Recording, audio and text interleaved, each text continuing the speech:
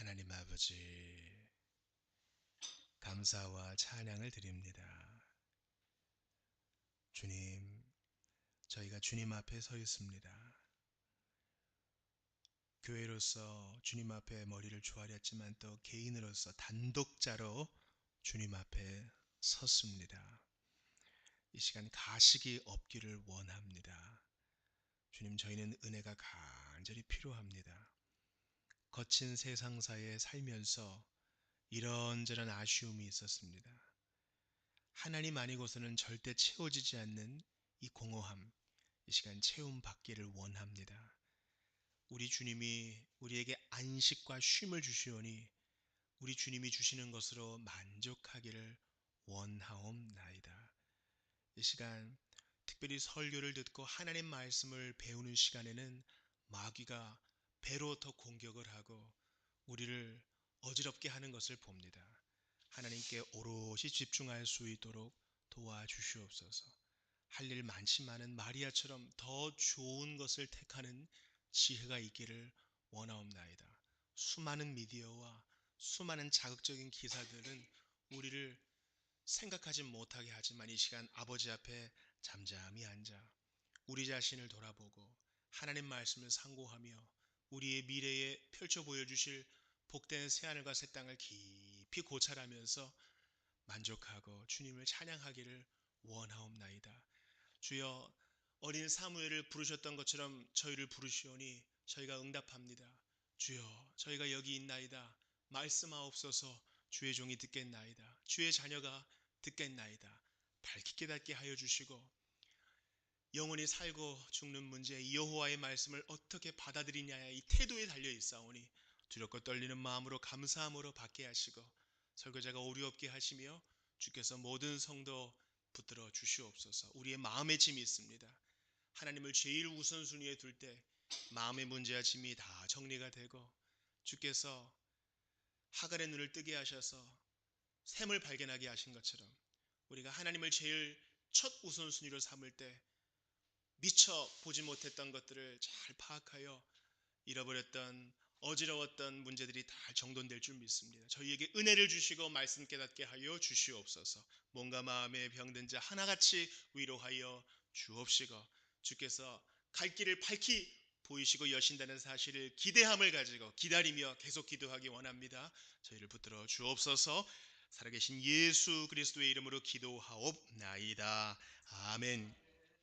우리 지난 시간에는요, 창세기 두 번째 시간을 가졌습니다. 우리가 창세기 두 번째 시간, 그러니까 창세기 15장을 보면서 제목 혹시 기억하십니까? 믿음을 의로 여기심이에요. 여기심. 여기심이란 말은 이미 우리가 의가 됐다는 말이 아니에요. 로마 가톨릭의 가장 큰 문제는 칭의와 성화를 하나로 짬뽕을 만들어 버려 가지고 믿음으로 구원받는다는 이신칭의의 개념을 없애버렸어요. 칭의와 성화가 하나 되면 너는 믿음으로 구원을 받은 것도 맞겠지만 성화를 이루어야 거룩하게 되어야 천국에 갈 수 있을지 몰라. 연옥에서의 시간이 줄어들지 몰라. 이렇게 애매하게 구원의 확신을 가립니다. 성경은 절대 그렇게 얘기한 적이 없어요. 구원의 확신은 성령께서 우리에게 주시는 복된 확신입니다. 그러므로 우리가 지난주에 봤던 창세기 15장 특별히 6절은 이신칭의를 가리키는 우리 종교개혁자들이 말한 교회가 서기도 하고 넘어지기도 하는 아주 귀한 교리입니다. 아브라함도 아니에요. 아브라함이 여호와를 뭐하니? 믿으니 주님이 그것을 의로 여기셨고 그것을 확증하시기 위하여 어디 사이로 지나가셨어요? 쪼갠 짐승 사이로. 아브라함과 같이 지나갔습니까? 혼자 지나가셨습니까? 혼자 지나가셨어요. 이 약속을, 이 언약을 어기면 쪼갠 짐승처럼 돼야 되는데 하나님과 언약을 맺은 피조물된 사람은 자꾸 넘어져. 우리 알잖아요, 여러분. 새해가 시작됐는데 벌써 1월 이제 후반이 됐어요. 근데 작심삼일이 뭐예요? 우리의 의지는 계속 갱신돼야 할 만큼 우리 자꾸 넘어져. 그러니까 우리 하나님하고 같이 지나가면 우리 계속 쪼개져야 돼요. 그래서 언약을 맺다라는 히브리 말은 언약을 쪼개다, 언약을 자르다 이런 표현이에요. 주님 홀로 지나가세요. 이 언약은 네가 뭐 하면 내가 뭐 해줄게 이런 게 아니에요. 내가 네 손을 잡고 끝까지 인도할 거야. 네가 이것을 믿고 내게 순종하면 네가 감당할 수 없을 만한 복을 줄 거야. 하나님의 언약은 바로 이것입니다. 이 귀한 고백을 지난주 암송 선구인 야고보서 2장 23절에서 사도가 얘기합니다. 우리 한번 같이 암송해 봅시다. 이에 성경에 이른바 시작. 이에 성경에 이른바 아브라함이 하나님을 믿으니 이것을 의로 여기셨다는 말씀이 이루어졌고 그는 하나님의 벗이라 칭함을 받았나니. 야고보서 2장 23절 말씀입니다. 얼마나 복돼요. 신약성경에 이것 말고도 세 군데 더 인용되어 있습니다. 이신칭의. 이것은 죄인에게 주시는 달콤한 위로입니다. 행함으로 칭의해준다. 이러면 우리는 영원히 비참할 거예요. 선행으로 칭의해준다. 그러면 우리는 하나님 앞에 실적을 쌓아야 되는 직원 정도 되는 거예요. 그러나 주님은 믿음을 의로 여기셨다 하셨으니 이것은 우리가 평생에 붙들어야 될 귀한 교리입니다. 오늘 창세기 세 번째 시간은요. 창세기 22장을 가지고 여호와 이레, 제호바 자이라라는 말씀으로 여러분과 좀 은혜를 나누기를 원합니다. 여호와 이레라는 말은 그리스도인들이 종종 쓰는 표현입니다. 바로 하나님이 뭔가를 예비하신다라는 표현이죠.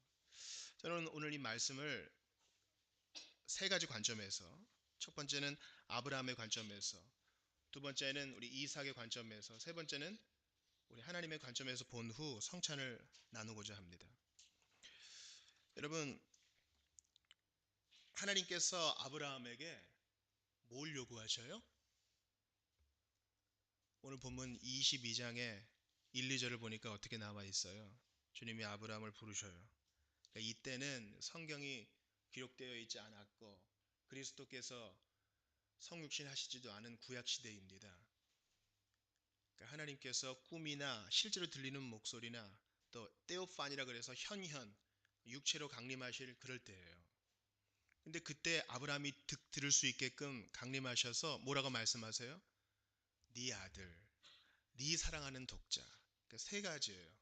너의 아들이고 너의 독자고 네가 사랑하는 새끼 하나 걔 번제로 바치라 이렇게 말씀합니다. 우리가 여기서 생각을 너무 깊이 하지 말아야 돼요. 번제란 뭐예요? 이 번이 무슨 번이에요? 완전히 다 태워드리는 거잖아요. 하나님이 언제부터 사람의 피를 좋아하셨지? 여러 생각이 들 수 있어요. 제가 처음에 이 아브라함의 관점에서 제일 많이 여러분과 좀 나누고 싶습니다. 예전에는요, 주님이 이런 요구하신 적이 없어요. 아브라함의 신앙이 어렸을 때는 이런 요구하신 적이 없어요. 그리고 아브라함의 조카인 히브리서 기자가 의인이라고 얘기한 롯에게도 이런 요구하신 적이 없어요. 믿음으로 100세에 이삭을 얻은 아브라함에게 더 많은 걸 요구하세요. 그러므로 오늘 본문에 창세기 22장 1절에 아브라함을 시험하시려고 시험의 밑줄을 치셔야 돼요. 우리 지난주에 오후 성경 공부 모임 때 배웠는데 이 시험은 한글로만 보면은 오해가 할 수밖에 없는데 마귀의 시험과 다른 거예요. 마귀의 시험은 꼬드겨서 우리를 죄에 빠지게 하려는 유혹이고 하나님의 시험은 테스트. 우리 속에 뭐가 있는지 스스로 보게 하시고 하나님을 더욱 의지하게 하시고 더욱더 신앙을 견고하게 하시려고 하나님의 온유한 장치인 것입니다. 그러므로 22장 1절의 이 시험을 하나님이 아브라함을 죄에 빠지게 하시고 곤란하게 하시려고 한 게 아니라 점점 신앙이 성숙한 그를 더 성숙하게 하시려고 그가 기대하지도 못한 일들을 보여주시려고 이 일들을 허락하신 겁니다. 하나님은 아브라함을 풀무 속에 집어넣으십니다. 그렇게 할 만한 사람을 풀무 속에 넣으세요. 사람이 감당할 만한 시험밖에는 주님은 허락지 않으셔요. 그러므로 여러분에게 하나님이 아브라함에게 이삭을 바치는 것과 같은 어려움을 주신다면 하나님이 나를 다른 사람 아니라 바로 내게 이런 고난을 주신 것은 아브라함이 성숙한 가운데 하나님을 더 알았기 때문이지 내가 그거 받을 만한 자격이 있고 내게 특별한 계획이 있으셔서 그런 거지 그렇게 해석을 하셔야 됩니다. 롯에게는 이런 거 허락하지 않으셨어. 내게 이런 풀물을 허락하신 것은 은혜 주시려는 계획이 있나 보다. 그렇게 생각해야 돼요. 잠언에 보면 내 아들아 내 마음을 내게 주며, 하나님은 아브라함이 자신에게 자기 마음을 다 주는지를 보고 싶으셨어요. 하나님은 전지전능하세요. 그러니까 이 일을 통해서 아브라함도 그 믿음을 보다 견고히 하고 하나님 앞에 그 신앙을 보다 열매 맺어 드리게 하기 위해서 주님은 이 일을 허락하신 겁니다. 여러분, 아브라함이 우리가 이제 창세기 맥체인을 쭉 읽어오잖아요. 매튜 헨리라는 주석가가 이런 얘기했어요. 아브라함이 2번 자기 아내를 팔거든요. 제 여동생입니다. 이렇게 반쪽 진실을 얘기해서, 반쪽 진실은 거짓말이에요. 그래서 이제 오빠가 되면은 지참금도 받고 자기도 목숨을 부지하고, 아내라 그러면 죽이고 빼앗을 테니까. 그랄 왕에게 2번이나, 그랄 왕에게 2번째로 자기 아내를 넘깁니다. 그래서 얘기하기를 하나님이 나를 나그네로 부르실 때부터 우리 부부간에 그렇게 약조한 겁니다. 그렇게 얘기해요. 하나님께서는 그것을 이제 고치시려고 오랫동안 그에게 인내의 시간을 허락하셨다. 에티온이 그렇게 짐작을 하는 것을 보았습니다. 그러니까 아브라함이 그렇게 그랄 왕에게 자기 아내를 이렇게 내어 보낸 것은요, 15장 이후의 일이에요. 이미 믿음으로 의롭다함을 받고 너의 자손을 별처럼 모래처럼 많게 해줄 거야. 그 복된 약속을 받은 이후에도 계속 넘어져. 또 넘어지는 일들이 있지요. 기다리지를 못하고 그저 아내의 말에 그냥 동조해 버립니다. 제 여종 하가를 드리겠으니 빨리 아들 낳읍시다. 어떤 저항도 없어요. 그러니까 우리로 볼 땐 계속 내리막길 같지요. 그러나 반면에 아브라함이 신앙이 또 성숙할 때가 있어요. 소돔을 위해 기도하잖아요. 하나님과 마치 무슨 딜을 하는 것처럼 50명, 45명, 20명, 10명까지 그렇게 중보의 기도, 중지의 기도를 합니다. 또 소돔성이 함락되고 롯이 포로로 잡혀갔을 때는 자기 군사들을 데리고 또 점령하고요. 주님이 두 천사와 현연하신 모습으로 내려오실 때는 또 극진히 대접하고, 나그네 대접은요, 손님 대접은 성도의 귀한 모습이에요. 소돔 사람들은 손님 대접 안 하고 오히려 욕보이려고 그랬죠. 그러니까 아브라함의 믿음은 떨어졌다가 올라갔다가 떨어졌다가 올라갔다 그렇게 보여요. 그러나 이것을 크게 보면 모든 정상적인 그리스도인은 하나님 앞에 이 성화의 곡선이 계속 올라가게 돼 있어요. 계속 예루살렘 성을 향해 올라가는 것처럼 그의 거룩함은 주님을 알아갈수록 조금씩 올라가게 돼 있어. 모든 그리스도인은 다 성장하게 돼 있어요. 성숙하게 돼 있어요. 그 표를 확대해 보면은 올라갔다 내려갔다 계속 반복돼요. 이 모든 과정을 통해 우리는 계속 성숙해 나가고 있는 거예요. 오늘 아브라함 보세요. 그의 성숙함에 지금 절정을 이루고 있어요. 뭡니까? 자기 아들을 바치라는 주의 명령에 그대로 순종합니다. 저항하지 않아요. 아침에 일찍 일어나서, 오늘 본문에 3절 보세요. 아브라함이 언제 일어났어요? 아침에 일찍 일어나 방학을 맞아 10시, 11시, 12시 일어나는 것과 다른 거예요. 하나님 말씀에 순종하기 위해서 일찍 일어나. 그리고 이 본문에 보면 그 어떤 저항도 없어요. 그 어떤 따짐도 없어요. 그는 넘어지고 일어나고 그러면서 계속 자라갔죠. 성숙해갔죠. 그러면서 하나님은 여하한 선하시다. 이거 알았어. 제가 이런 아브라함을 공부하면서 지난주에 이제 1월 16일이 있었죠. 바로 그때 이제 에릭 리들이라는 사람이 태어난 날이어서 리들에 대해 공부를 좀 했어요. 에릭 리들은요, 스코틀랜드 육상 선수예요. 아버지가 중국 선교사에서 중국에서 태어났지만 영국 가서 공부했죠. 그리고 달리기를 잘했어. 그리고 여러분 불의 전차라는 영화 아실 겁니다. 그 사람을 이제 실화를 배경으로 한 영화인데요. 스코틀랜드 선수로 이제 파리 올림픽에 참가했어요. 근데 이제 그 당시만 해도 누구나 다 에릭 리들이 100m에서 금메달 딸 거라 생각했지요. 그 당시에는 흑인들이 아니라 이 스코틀랜드 사람들이 그렇게 달리기를 잘했답니다. 에릭 리들은 그중 대표 선수였고요. 그래, 우리 영국에 금메달을 따줄 거야. 근데 하필 그 100m 경기가 있는 날이 주일이었다는 거죠. 그래서 어떻게 했어요? 파리에 있는 가까운 교회 가서 예배를 드립니다. 그리고 참석을 안 해요. 그 신문에 난리가 난 거예요. 신앙 때문에 나라를 팔아먹은 개독교인 뭐 이런 게 나온 거예요. 100m는 그의 주종목이었고 가장 자신 있는 경기였지만 단지 주일이라는 이유 때문에 경기에 가지 않은 거예요. 그리고 이제 자기가 주종목이 아닌 200m에 나가서 동메달을 따고 또 주종목이 더욱 아닌 400m에 나가서 400m 주자가 해서는 안 되는 그 자세 있거든요. 허리를 꼿꼿이 세우고 턱을 하늘로 들어 올린 자세로 세계 신기록을 세우면서 금메달을 목에 겁니다. 이제 금메달 따기 전에 그가 이렇게 얘기합니다. 잘 들어보세요. 하나님으로부터 어떤 설명을 듣고 싶지 않습니다. 여러분 선수로서 이 마인드 컨트롤이 중요한데 에릭리들은 계속 지금 욕먹으면서 트랙에 나가는 거예요. 여러분 격려를 받고 필승 코리아를 들어도 금메달 딸까 말까인데 이놈저놈 소리를 들으면서 계속 언론에 의해서 스트레스를 받고 있는 그가 이런 얘기를 해요. 하나님으로부터 어떤 설명을 듣고 싶지 않습니다. 그는 신앙 따라 한 거니까. 내 앞에 어떤 일이 일어나더라도 단순히 그분을 믿고 받아들일 것입니다. 그 이 말은 뭐예요? 메달을 따든 말든 앞으로 더 욕을 먹든 안 먹든 난 믿음대로 할 겁니다. 다니엘의 세 친구 얘기와 똑같지 않아요? 그리 아니하실지라도 저희는 기꺼이 풀무불에 갈 거예요. 용광로에 떨어질 건데 하나님이 구해 주실 겁니다. 근데 그렇게 안 해도 저희는 절하지 않을 거고 하나님은 부인하지 않을 겁니다. 아브라함도 같은 마음이었습니다. 분명 하나님의 뜻이 있겠지. 하나님은 여태까지 나를 우르에서 부르셔서 지금 100세가 될 때까지 그리고 이삭이 이렇게 컸을 때까지 분명히 이삭이 짐도 지고 아버지랑 대화도 할 정도로 분명히 컸을 때라고요. 100세가 훌쩍 넘을 때까지 주님은 내게 선하셨어. 이것은 덮어놓고 믿는 거 아닙니다. 그의 신앙 경험상 깨달은 진리예요. 논쟁이 아닌 순종을 통해서. 비록 내가 이걸 설명은 못해. 설명하기 내가 좀 부족해. 여러분 하나님의 일을 어떻게 다 완전히 우리의 언어로 설명하겠어요? 그럼 하나님 아니에요. 하나님을 우리의 수준으로 다 설명할 수 있다? 그러면 우리 수준의 하나님이지. 하나님은 초자연적인 분이기 때문에 그분의 뜻을 누가 다 감히 깨달을 수 있겠어요.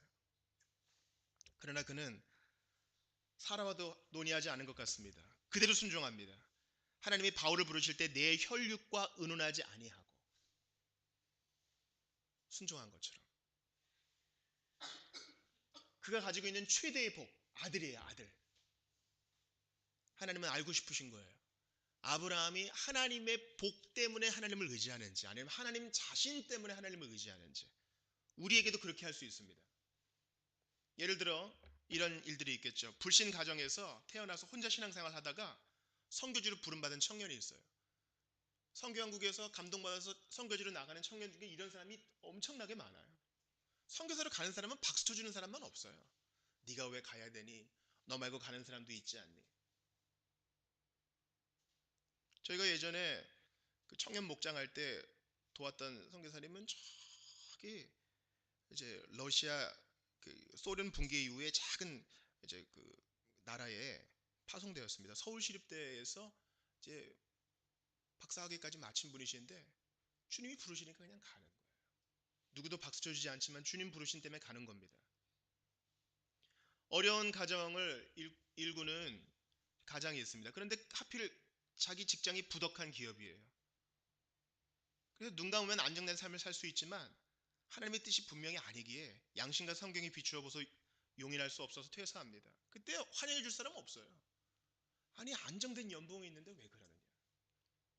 그러나 지나온 세월을 돌아볼 때 하나님은 여호와한 선하시기 때문에 따지지 않고 받아들이는 것입니다.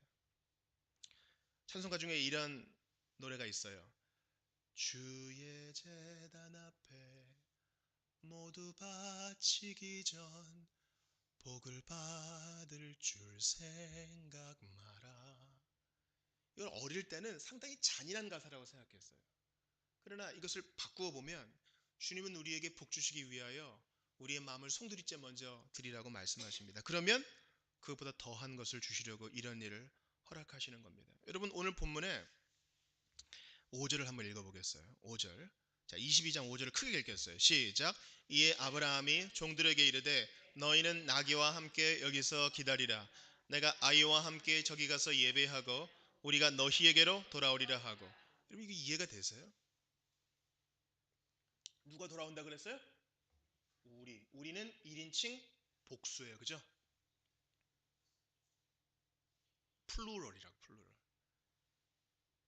아브라함에게는 하나님은 여호와는 선하시기 때문에 얘를 살려주든가 아니면 부활시켜주든가 어떠한 방법으로든 이 아이를 통해서 약속이 이루어지기 때문에 우리가 돌아올 줄 알고 있었던 겁니다. 히브리서 11장에서 히브리서 기자가 이 사건을 두고 이렇게 얘기해요. 여러분 잘 들으세요. 아브라함은 잘 들으세요. 시험을 받을 때에 이 시험 하나님의 테스트를 받을 때에 믿음으로 이삭을 드렸으니 그는 약속들을 받은 자로 돼 그 외아들을 드렸느니라. 하나밖에 없는데 그에게 이미 말씀하시기를 내 자손이라 칭할 자는 이삭으로 말미암으리라 하셨으니 이미 이 약속을 받았어요. 그가 하나님이 능히 이삭을 잘 들으세요. 죽은 자 가운데서 다시 살리실 줄로 생각한지라. 비유컨대 그를 죽은 자 가운데서 도로 받은 것이니라. 그러니까 아브라함이 이삭을 번제로 드리려고 칼로 내리칠 때는 요만큼 한 10cm 가까이 왔을 때 주님이 멈추어 주시겠지 그런 생각 없었어요.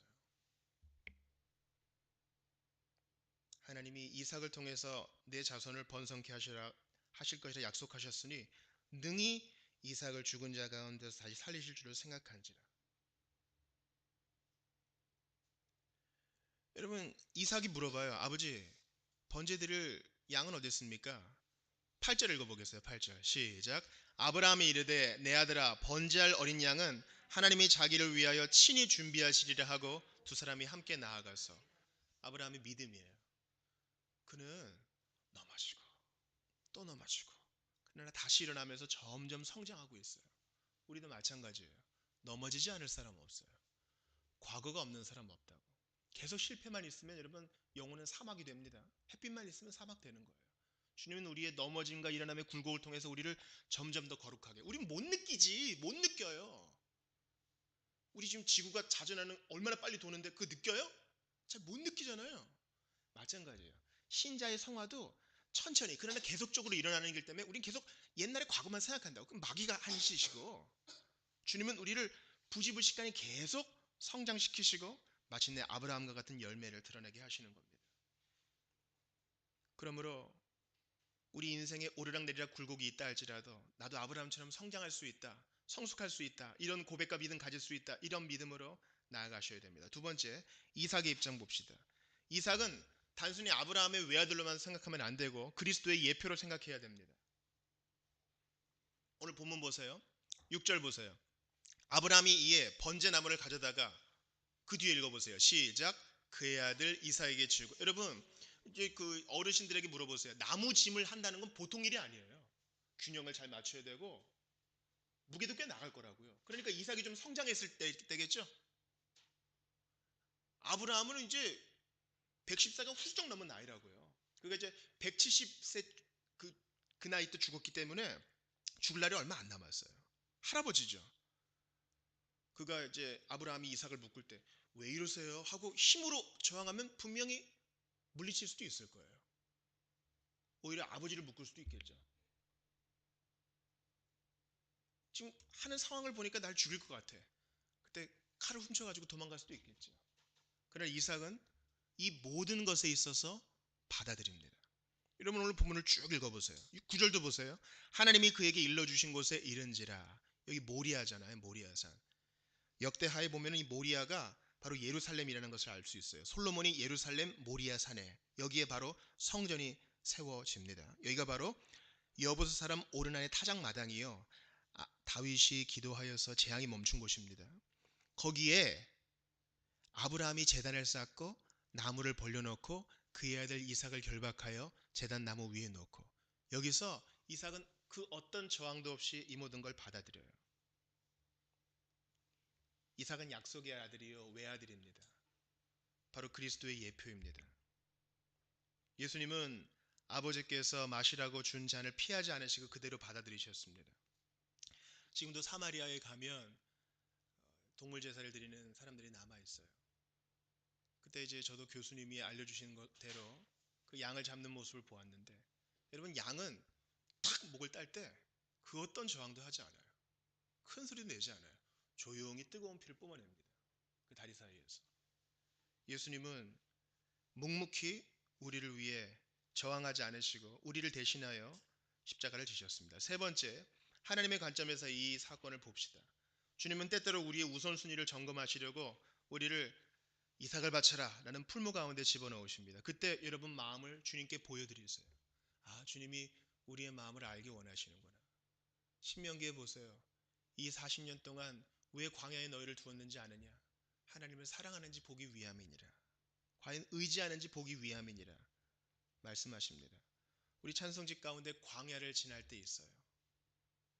주 너를 흔드사 감추인 어두움 드러내 주시리. 우리가 어떤 사람인지 이 시험 가운데 알 수 있는 것입니다.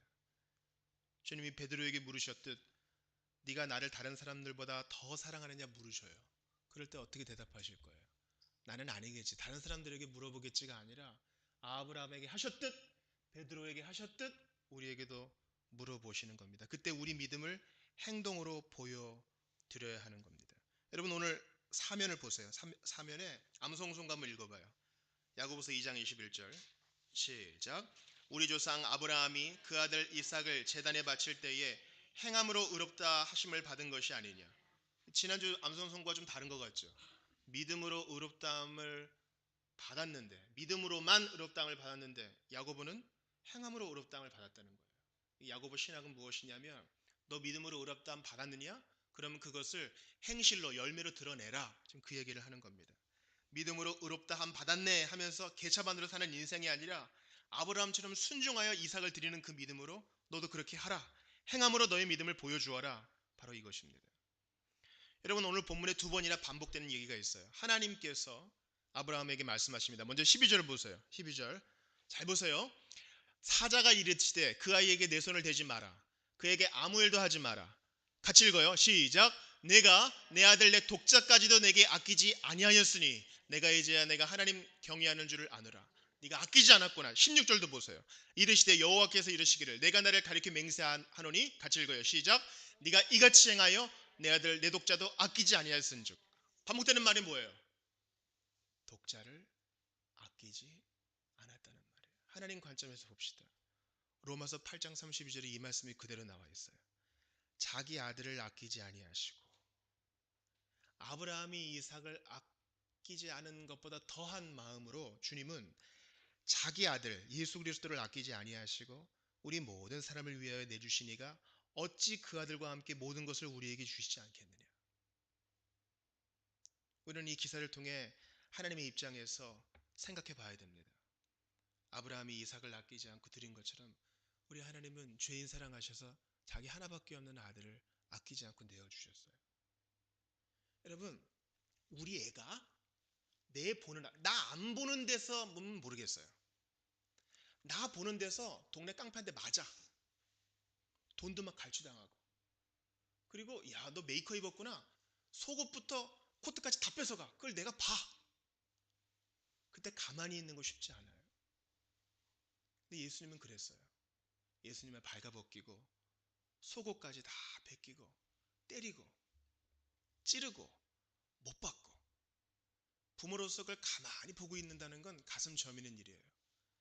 세월호에서 아이들을 잃은 부모들을 생각해 봐요. 그걸 못 봤으니 망정이지. 마지막 남은 에어포켓에서 발버둥 치면서 아이들이 고요히 죽어가는 것을 부모가 봤다고 생각해 봐요. 그거는 못 견딜 일입니다. 오늘 본문에서 아브라함은 아들을 안 잃었어요. 그러나 하나님은 아들을 잃어봤어요. 그래서 모든 눈물 짓는 부모를 위로할 수 있습니다. 아브라함이 이삭을 잡으려 할 때 하나님 개입했어요. 그러나 그 갈보리 산에서 그 산에서 모든 걸 예비해 주신 하나님이 모리아 산에서는 개입하셨지만 갈보리 산에서는 개입하지 않았어요. 왜냐하면 죄인에 대한 형벌의 문제가 대속의 문제가 해결되어야 됐기 때문에 개입할 수 있어도 하지 않으셨어요. 주님은 보셨어요. 독생자의 매맞음을요. 독생자의 버림받음과 독생자의 못박힘과 그의 울부짖음과 그의 죽음 다 겪으신 것을 이미 보셨습니다. 일본군에 끌려다닌 그 중국인 위안부가 있어요. 그 위안부는 막 아이를 출산한 여인이었어요. 그 군인들에게 욕을 보면서도 어린아이 키우는 그 보람과 기쁨으로 견뎌냅니다. 근데 산을 행군하는데 애가 너무 울어. 그래서 일본군 장교가 가서 포대기를 탁 뺏어다가 산 밑에 던져버려요. 나쁜 놈이죠. 그때까지 모든 걸 다 견딘 그 중국인 엄마의 선택은 뭐겠어요? 더 이상 살 이유가 없는 거예요. 거기서 떨어져요, 산에서. 실제 있었던 일입니다. 아이가 죽는 거, 자기의 자녀가 눈앞에서 죽는 것은요, 더 이상 살 이유가 없다는 거예요. 이것은 제1의 스트레스입니다. 우리 주님은 죄인을 위해서 아들의 죽음과 아들의 울부짖음과 독생자의 죽음을 보셨지만 개입하지 않으셨습니다. 그러므로 우리도 주님이 우리에게 이 모든 것을 내어주셨으니 더한 것 주시지 않겠느냐, 그 마음으로 그리스도를 믿고 하나님을 신앙하며 살 수 있기를 바랍니다. 아들 주셨으니 더 많은 거 줄 겁니다. 그러니 계속 구하세요. 더 많이 구하세요. 하나님은 여호와 이레 하나님이니까요, 주세요 주님. 여러분, 저희 집에 누가 노크해요. 이렇게 보니까 개미가 있어요. 왕개미예요. 겨울 동안에 먹을 게 필요해요. 먹을 걸 좀 주세요. 그래? 제가 개미한테 줄 게 없겠어요? 밥알 몇 개 주고 쌀 주면 고맙습니다 하고 인사하고 가겠죠. 우리가 주님께 구하는 게 이런 거예요. 여호와 이레 하나님은 우리가 구하는 것 오히려 작은 일이에요. 아들까지 주셨으니 더한 것도 주실 거예요. 구하지 않는 우리에게 문제가 있는 겁니다. 그러므로 아들까지 주셨으니 어찌 그 아들과 함께 모든 것을 우리에게 주시지 아니하겠느냐, 그 믿음으로 여호와 이레 하나님을 신앙하고 믿으시고 더욱더 부르주시기를 바랍니다. 우리 같이 기도합시다. 하나님 아버지,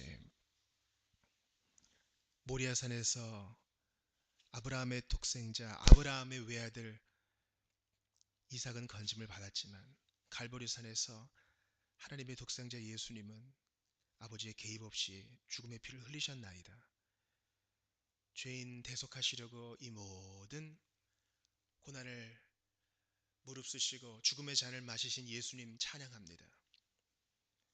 그 사건을 다 보시면서도 참아주시고 아들을 보내사 지금도 저희들에게 믿음과 회개를 선물로 주시는 성부 하나님 찬양합니다. 이 사실을 믿어지게 하시고 오늘도 저희와 함께 하시는 성령님 찬송합니다. 아들과 함께 모든 것을 주시겠다 했으니 입을 크게 벌려 응답받는, 더 크게 구하고 더 위대하게 구해서 주님과 더욱 친밀하게 되어지고 성숙하게 되는 저희가 되기를 원합니다. 이어지는 성찬 가운데 주께서 은혜 베풀어 주시옵소서. 예수님 이름으로 기도하옵나이다. 아멘.